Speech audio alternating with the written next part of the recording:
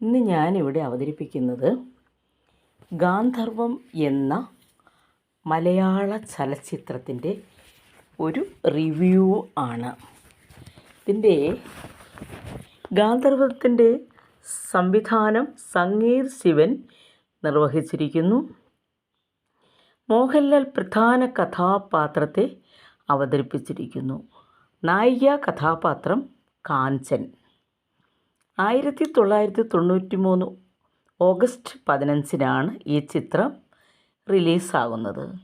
Mohanlal Sam Alexander എന്ന കഥാപാത്രത്തെ ആണ് അവതരിപ്പിച്ചിരിക്കുന്നത്. അദ്ദേഹം ഒരു വർക്ക്ഷോപ്പ് നടത്തുകയാണ്. അവിടുത്തെ പ്രധാനപ്പെട്ട നടത്തിപ്പുകാരനും മെക്കാനിക്കും ഒക്കെയാണ് അദ്ദേഹം. കാഞ്ചൻ ശ്രീദേവി മേനോൻ എന്ന സമ്പന്നയായ പെൺകുട്ടിയെയാണ് കാഞ്ചൻ അവതരിപ്പിച്ചിരിക്കുന്നത്. ഇവരെ കൂടാതെ വിജയകുമാർ, ദേവൻ, ജഗതി ശ്രീകുമാർ, കവിയൂർ പൊന്നമ്മ, ശാന്തി കൃഷ്ണ, പ്രേംകുമാർ, കുഞ്ചൻ, സുകുമാരി, ഗീതാ വിജയൻ തുടങ്ങിയ പ്രമുഖ താരനിര തന്നെ ഇതിൽ അണിനിരന്നിരിക്കുന്നു. അതുപോലെ ഇതൊരു റൊമാൻറ്റിക് കോമഡി ത്രില്ലർ ചിത്രം തന്നെയാണ്. ഇതിൽ റൊമാൻസ് ഉണ്ട്, കോമഡിയുണ്ട്, എല്ലാം തട്ടിക്കൊണ്ടുപോകൽ, കിഡ്നാപ്പിംഗ് എല്ലാം അടങ്ങുന്ന നല്ല സംഗീതം, നല്ല ഗാനം ഒക്കെയുള്ള നല്ല നൃത്തരംഗത്തിന് പ്രാധാന്യം എല്ലാമുള്ള ഒരു നല്ല പ്രണയ കാവ്യം.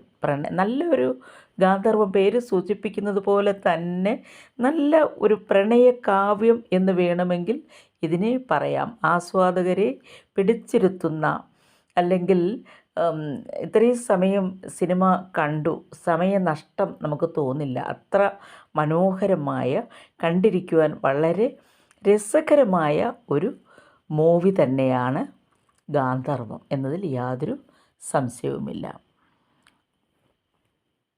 ഇത് ഒരു വർക്ക്ഷോപ്പ് നടത്തിക്കൊണ്ട് പോകുന്നു സാം അലക്സാണ്ടർ. അവിചാരിതമായിട്ട് സാം അലക്സാണ്ടർ ഇതിലെ നായികയായ ശ്രീദേവി മേനോനെ കണ്ടുമുട്ടുന്നു.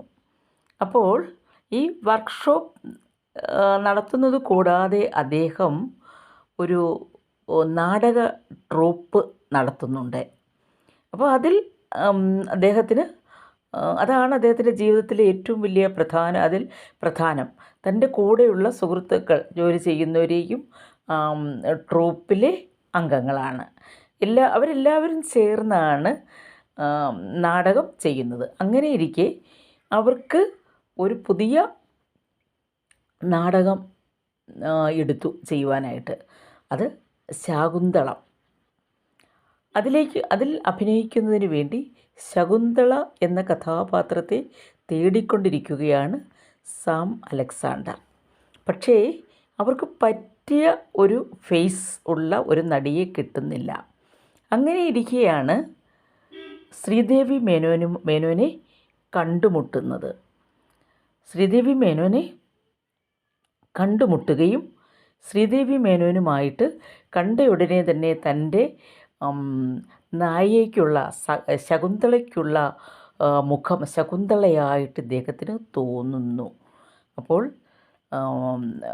ഫസ്റ്റ് സൈറ്റ് കണ്ടയുടനെ തന്നെ ഇവളോടൊരു പ്രണയവും തോന്നുന്നു. ഇതാണ് കഥയിൽ ചില പ്രശ്നങ്ങൾ, സംഘട്ടനങ്ങൾ ഒക്കെ നടക്കുന്നു. ഒടുവിൽ വലിയ സുഹൃത്തുക്കളാവുകയും രണ്ടുപേരും, നായികയും നായകനും സുഹൃത്തുക്കളാവുകയും അവരെ ശ്രീദേവി മേനോൻ നാടകത്തിൽ അഭിനയിക്കാമെന്ന് വാക്ക് കൊടുക്കുകയും ഒക്കെ ചെയ്യുന്നു. സമ്പന്ന കുടുംബത്തിൽ പിറന്ന കുട്ടിയാണ് ശ്രീദേവി മേനോൻ. അപ്പോൾ ശ്രീദേവി മേനോൻ അങ്ങനെ ഇരിക്കെ ശ്രീദേവി മേനോൻ എന്ത് ചെയ്യുന്നു? ഇദ്ദേഹത്തിൻ്റെ കൂടെ നാടകത്തിൽ അഭിനയിക്കുവാൻ പോകുന്നത് ശ്രീദേവി മേനോൻ്റെ വീട്ടുകാർക്ക് അവളോട് ദേഷ്യമുണ്ടാവുകയും അതുപോലെ തന്നെ സാം അലക്സാണ്ടറോടും ദേഷ്യമുണ്ടാകുന്നു. ഇതൊക്കെയാണ് കഥയുടെ ഗതി, കഥയുടെ ഇങ്ങനെയൊക്കെയാണ് കഥ പോകുന്നത്. കഥാപാത്രങ്ങളും എല്ലാം വളരെ മികച്ച രീതിയിൽ തന്നെ കഥ ചെയ്തിരിക്കുന്നു. ഇതിലെ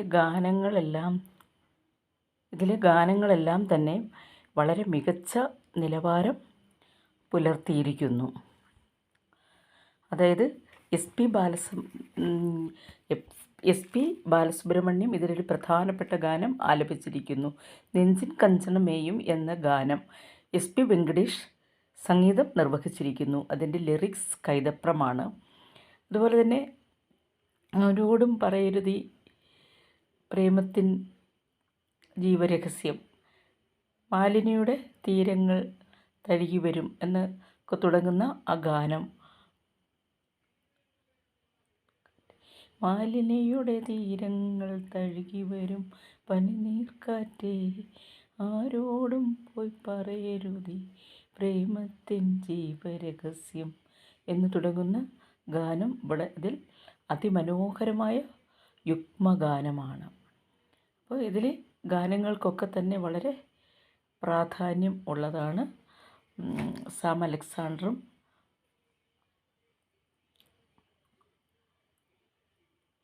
ശ്രീദേവി മേനോനും തമ്മിലുള്ള ബന്ധത്തെ വീട്ടുകാർ എതിർക്കുന്നു എങ്കിൽ കൂടിയും അതിനകത്ത് ആ ബന്ധത്തെ ചൊല്ലി ശ്രീദേവിയുടെ വീട്ടുകാർ സമ്പന്ന കുടുംബമാണെന്ന് പറഞ്ഞല്ലോ.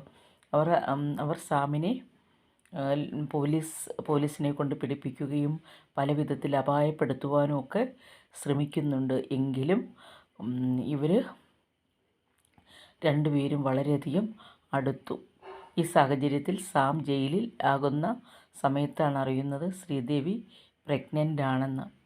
അപ്പോൾ ശ്രീദേവി എങ്ങനെയെങ്കിലും ശ്രീദേവി അവിടെ നിന്നും മാറ്റി മറ്റൊരു വിവാഹം കഴിപ്പിക്കുന്നതിന് വേണ്ടി വീട്ടുകാർ ശ്രമിക്കുന്നു. എങ്കിലും ശ്രീദേവി അതിൽ നിന്നെല്ലാം ഒഴിഞ്ഞ് മാറുകയും ശക്തമായിട്ട് പ്രതിരോധിക്കുകയുമൊക്കെ ചെയ്യുന്ന വളരെ രസകരമായിട്ടുള്ള രംഗങ്ങളാണ് നമുക്കിവിടെ കാണുവാൻ സാധിക്കുന്നത്. അതുപോലെ തന്നെ ശ്രീദേവിയുടെ സഹോദരനായിട്ട് ദേവനും സഹോദരൻ്റെ ഭാര്യയായി ശാന്തികൃഷ്ണയും വേഷം ചെയ്തിരിക്കുന്നു. അതിമനോഹരമായ അഭിനയമാണ് രണ്ടുപേരും കാഴ്ചവെച്ചിരിക്കുന്നത്. അതുപോലെ തന്നെ ഇതിലെ പല കോമഡി രംഗങ്ങളുമുണ്ട്. ആദ്യമായിട്ട് ഇവർ തമ്മിൽ കണ്ടുമുട്ടുമ്പോൾ ശ്രീദേവിയുടെ കാറിൻ്റെ കീ മോഹൻലാൽ അല്ലെങ്കിൽ സാം അലക്സാണ്ടർ എടുക്കുന്ന ആ ഒരു കോമഡി രംഗമൊക്കെ വളരെ പ്രേക്ഷകരെ രസിപ്പിക്കുന്ന തരത്തിലാണ് അതിൻ്റെ സംവിധാനം ചെയ്തിരിക്കുന്നത്. അതുപോലെ തന്നെ ഇവർ തമ്മിലുള്ള ആ ഒരു കൂടിക്കാഴ്ചയുടെ സമയങ്ങളിലൊരിക്കലൊരു ടയർ ഇങ്ങനെ ഇവളിങ്ങനെ ഓടിക്കുന്നതും ടയറുമായിട്ടുള്ള ഓട്ടവും അതുപോലെ തന്നെ അവളത് ഒരു പൂളിലേക്ക് മറിഞ്ഞു വീഴുന്നതും ആയിട്ടുള്ള രംഗങ്ങൾ, അതൊക്കെ കളിയാക്കി അവളുടെ ചേച്ചി ശാന്തികൃഷ്ണ കളിയാക്കി ചിരിക്കുന്നതും ഒരു ടയർ ഒരാളിനെ ഓടിച്ചോ എന്നൊക്കെ ചോദിച്ച് ചിരിക്കുന്ന രംഗങ്ങളൊക്കെ നമ്മളിപ്പോഴും ഓർത്തിരുന്നാലും അത് വളരെ അതിമനോഹരമായിട്ട് ചെയ്തിരിക്കുന്നു. അതുപോലെ തന്നെ സാം അലക്സാണ്ടറെ അമ്മയായി വേഷം ചെയ്തിരിക്കുന്നു കവിയൂർ പൊന്നമ്മ. ഗ്രേസി എന്ന കഥാപാത്രമാണവർ. നല്ലൊരു വീട്ടമ്മയാണ്. അതുപോലെ തന്നെ ആ മകൻ ഉദാസീനനായിട്ട് ജീവിക്കുന്നതിൽ അവരെ വളരെയധികം പ്രയാസം നേരിടുന്നു. സഹോദരിയായിട്ട് ഗീതാ വിജയനാണ് വേഷം ചെയ്തിരിക്കുന്നത്. അതുപോലെ തന്നെ ഇങ്ങനെ ഉള്ള ജഗതി ശ്രീകുമാർ, എല്ലാവരും ഇതിൽ വളരെ മികച്ച അഭിനയം കാഴ്ചവെച്ചിരിക്കുന്നു. എന്തുകൊണ്ടും മികച്ച ഒരു മൂവി തന്നെയായിരുന്നു ഇത്. 1993 ഓഗസ്റ്റ് 15-നാണിത് റിലീസായത്. ഇത് വളരെ മികച്ച നിലവാരം പുലർത്തുന്നു. നല്ല ഒരു നല്ലൊരു പ്രണയരംഗങ്ങൾ കോർത്തിണക്കി കൊണ്ടുപോകുന്ന അതിമനോഹരമായ നല്ല ഗാനങ്ങൾ ഒക്കെയുള്ള നല്ലൊരു ചിത്രമാണിത്. എപ്പോൾ കണ്ടാലും ഇത് മനുഷ്യന് പ്രേക്ഷകർക്ക് നല്ല റിലാക്സ് തോന്നുന്ന പടമാണെന്നതിൽ യാതൊരു സംശയവുമില്ല. എക്കാലത്തെയും മികച്ച ചിത്രം തന്നെയാണ് ഗാന്ധർവം.